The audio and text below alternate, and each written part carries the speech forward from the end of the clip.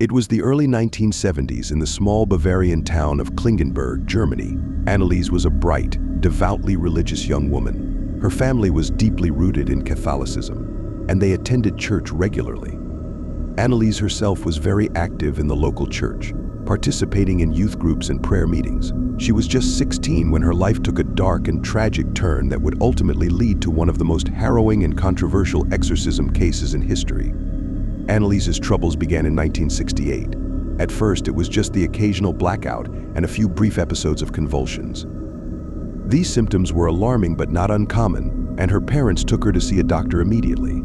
The doctors diagnosed her with temporal lobe epilepsy, a condition known to cause seizures, memory loss, and visual and auditory hallucinations. She was prescribed medication, including anticonvulsants, which were supposed to help control her symptoms. However, instead of improving, Anneliese's condition seemed to worsen over time. The seizures became more frequent and severe, and she began to experience terrifying visions of demonic faces during her daily activities and during prayer. By the time she was 20, Anneliese's behavior had grown increasingly erratic. She reported hearing voices that told her she was damned and would rot in hell. These voices were relentless, tormenting her day and night. She became depressed and withdrawn, losing interest in her studies and social activities. Despite various treatments and medications, her condition continued to deteriorate. Her family, devout Catholics, began to believe that Anneliese was not just suffering from a medical condition, but was being tormented by something far more sinister. They sought the help of numerous doctors and psychiatrists, but nothing seemed to help. Anneliese herself grew convinced that she was possessed by demonic forces. In 1973, Anneliese's behavior took an even darker turn. She began to display signs of extreme demonic possession as described in religious texts. She would contort her body into unnatural positions, exhibit superhuman strength, and speak in voices that were not her own. She lashed out violently at herself and her family, causing significant injuries. She refused to eat, claiming that the demons would not allow it. She also began to exhibit a deep aversion to religious objects, such as crucifixes and holy water, which would send her into violent fits. It was around this time that her family became desperate and turned to the church for help, believing that medical science had failed their beloved daughter. After considerable hesitation, the local bishop granted permission for an exorcism to be performed, appointing Father Arnold Renz and Pastor Unsolved to carry out the rituals. The church had strict guidelines for exorcisms, and they were only to be performed in the most extreme cases of possession. Over the next 10 months, from 1975 to 1976, Anneliese underwent 67 exorcism sessions, often lasting up to 4 hours each. These sessions were grueling and took a tremendous toll on her already weakened body. During the exorcism rituals, Anneliese would speak in multiple voices, claiming to be possessed by various demons, including Lucifer, Judas Iscariot, and other damned souls. The priests, along with her family, documented these sessions meticulously. They recorded hours of audio tapes, capturing Anneliese's agonizing cries, disturbing claims, and violent reactions to the religious rites being performed.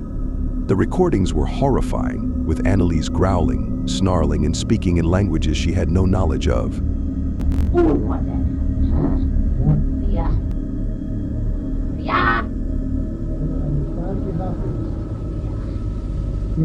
Her physical state deteriorated rapidly. She lost a significant amount of weight and became increasingly frail.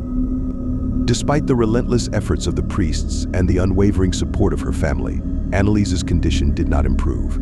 She continued to refuse food and drink, believing that this would help expel the demons from her body.